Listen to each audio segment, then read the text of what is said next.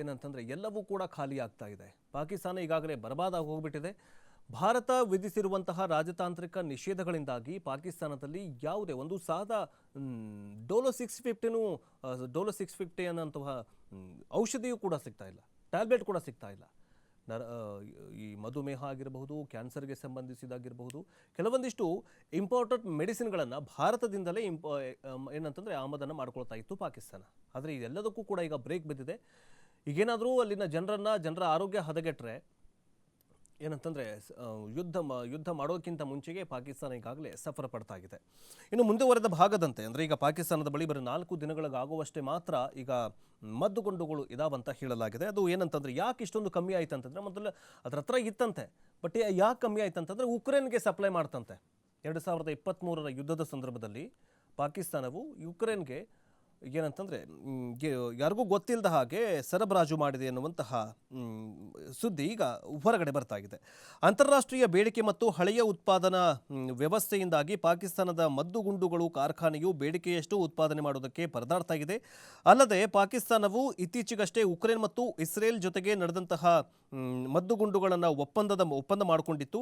ಇದರ ಪರಿಣಾಮ ಪಾಕಿಸ್ತಾನ ಮದ್ದುಗುಂಡುಗಳ ದಾಸ್ತಾನನ್ನು ಬಹುತೇಕ ಖಾಲಿಯಾಗಿದೆ ಅಂತ ವರದಿ ಹೇಳಿದೆ. ಜೊತೆಗೆ ಪಾಕಿಸ್ತಾನದ ಅನೇಕ ನಾಯಕರು ಭಾರತ ಯಾವುದೇ ಕ್ಷಣದಲ್ಲಾದರೂ ನಮ್ಮ ಮೇಲೆ ಯುದ್ಧ ಮಾಡಬಹುದು, ನಮ್ಮ ಸೇನೆಗೆ ಭಾರತಕ್ಕೆ ತಕ್ಕ ಉತ್ತರವನ್ನು ಕೊಡೋದಕ್ಕೆ ನಮ್ಮ ಹತ್ರ ಏನಂದರೆ ಕೆಲವೊಂದಿಷ್ಟು ಮಿಸೈಲ್ಗಳಿಲ್ಲ, ಮದ್ದುಗುಂಡುಗಳೆಲ್ಲ ಖಾಲಿಯಾಗಿದೆ ಅಂತ ಆತಂಕವನ್ನು ವ್ಯಕ್ತಪಡಿಸ್ತಾ ಇದ್ದಾರೆ.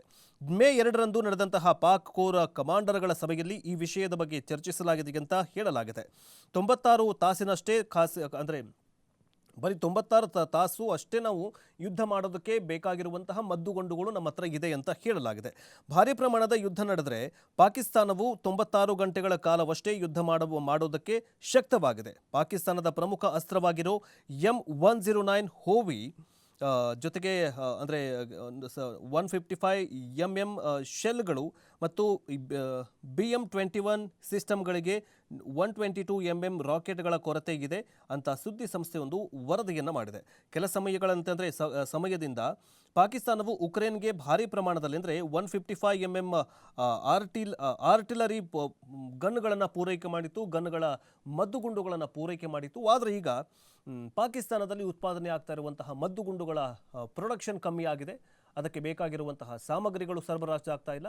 ಹೀಗಾಗಿ ಭಾರತದ ವಿರುದ್ಧ ಪಾಕಿಸ್ತಾನ ಹೋರಾಡೋದಕ್ಕೆ ಎಷ್ಟು ಶಕ್ತಿ ಇದೆ ಅಂತಂದರೆ ಬರೀ 96 ಗಂಟೆಗಳ ಶಕ್ತಿ ಮಾತ್ರ ತನ್ನ ಹತ್ರ ಉಳಿಸ್ಕೊಂಡಿದೆ.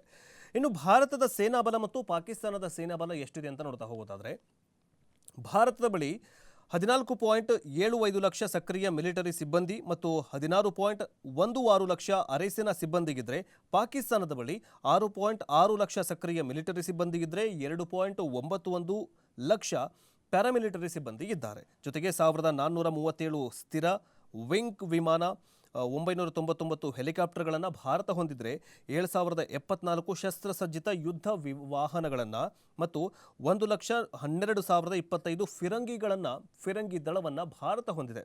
ಆದರೆ 2025ರಲ್ಲಿ ಪಾಕಿಸ್ತಾನ ರಕ್ಷಣಾ ವಲಯದಲ್ಲಿ ಅಂದರೆ ಪಾಕಿಸ್ತಾನದ ರಕ್ಷಣಾ ಬಜೆಟ್ನಲ್ಲಿ 2.12 ಲಕ್ಷ ಕೋಟಿ ರೂಪಾಯಿನ ಮಾತ್ರ ರಕ್ಷಣಾ ಸೇವೆಗೆ ಮೀಸಲನ್ನು ಇಟ್ಟಿತ್ತು. ಭಾರತದ 2025ರ ಬಜೆಟ್ನಲ್ಲಿಯೂ ಕೂಡ ಅಂದರೆ 6.81 ಲಕ್ಷ ಬಜೆಟ್ ಮಂಡನೆ ಮಾಡಿದೆ ಬರೀ ರಕ್ಷಣಾ ವ್ಯವಸ್ಥೆಗೆ. ಆದರೆ ಪಾಕಿಸ್ತಾನ ಬರೀ 2.5 ಲಕ್ಷ ಕೋಟಿ ರೂಪಾಯಿ ಬಜೆಟನ್ನು ಮಂಡನೆ ಮಾಡಿದೆ.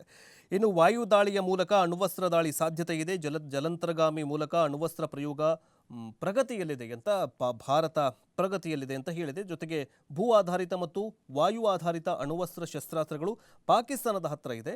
ಜೊತೆಗೆ ಜಲಂತರ್ಗಾಮಿ ಅಣ್ವಸ್ತ್ರ ದಾಳಿ ಮಾಡೋದಕ್ಕೆ ಪಾಕಿಸ್ತಾನದ ಹತ್ರ ಅಷ್ಟೊಂದು ಶಕ್ತಿ ಇಲ್ಲ ಅಂತ ವರದಿ ಹೇಳ್ತಾ ಇದೆ.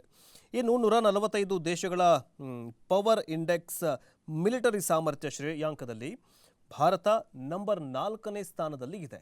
ಪಾಕಿಸ್ತಾನ ಎಷ್ಟನೇ ಸ್ಥಾನದಲ್ಲಿದೆ ಅಂತಂದರೆ 12ನೇ ಸ್ಥಾನದಲ್ಲಿದೆ.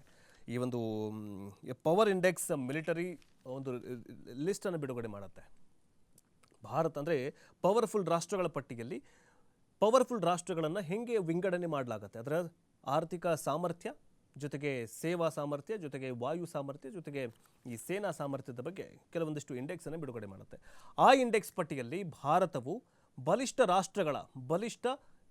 ಸೇನಾ ರಾಷ್ಟ್ರಗಳ ಪಟ್ಟಿಯಲ್ಲಿ 4ನೇ ಸ್ಥಾನವನ್ನು ಹೊಂದಿದೆ ಭಾರತ.